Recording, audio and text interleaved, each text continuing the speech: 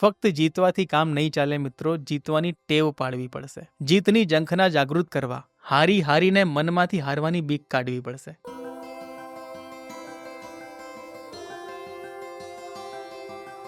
જ્યારે હું આ રાઇટિંગના પ્રોફેશનમાં નહોતો ગયો ત્યાં સુધી હું કારખાનામાં એક કારીગર તરીકે કામ કરતો હતો કે હથોડા રખ કે કલમ ઉઠાઈ થી, हथौड़ा रख के कलम उठाई थी, चोटदार न लिखता तो हाथ के छाले बुरा मान जाते. क्या बात है.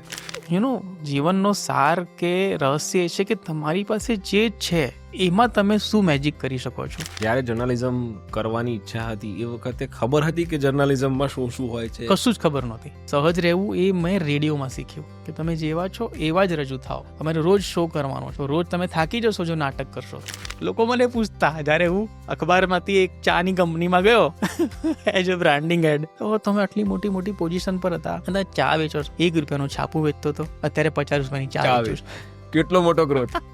પાજી પોઝિટિવ પાજી કેવી રીતે બન્યા? એ પાજીના નસીબમાં લખેલું હતું. એક મારી કવિતા છે કે નવા રસ્તા પર ચાલવું આસાન નથી હોતું, ધાર્યું પાડ પારવું આસાન નથી હોતું, પપ્પાની પેઢી પર તો કોઈ પણ ચાલે, કંડારેલી કેડી પર તો કોઈ પણ ચાલે, પણ ખુદને ખોદીને રસ્તો કાઢવો આસાન નથી હોતો. સોશિયલ મીડિયા એક જબરદસ્ત પાવરફુલ મીડિયમ છે. તમે કલ્પના પણ ના કરી શકો ત્યાં સુધી તમે પહોંચી શકો છો. તો એનો બહુ જ જવાબદારીપૂર્વક એનો ઉપયોગ કરવો જોઈએ. બિઝનેસના ફંડા કોમન જ હોય છે, ટર્નઓવરના આંકડા ખાલી અલગ હોય છે. જેટલી બી પછી એક લેવલ પછીની જે ટ્રેનિંગો છે ને એ બધી ફક્ત સારા વ્યક્તિ બનાવવા માટેના જ્ઞાન આપે છે કે ધંધો નાનો છે પણ પોતાનો છે, ધંધો ચાનો છે પણ મજાનો છે, ધંધો મજૂરીનો છે, હાથ કાળા કરીએ છે, પણ સાંભળ્યું છે કોલસાની ખાણમાંથી જ નીકળતો હીરાનો ખજાનો છે.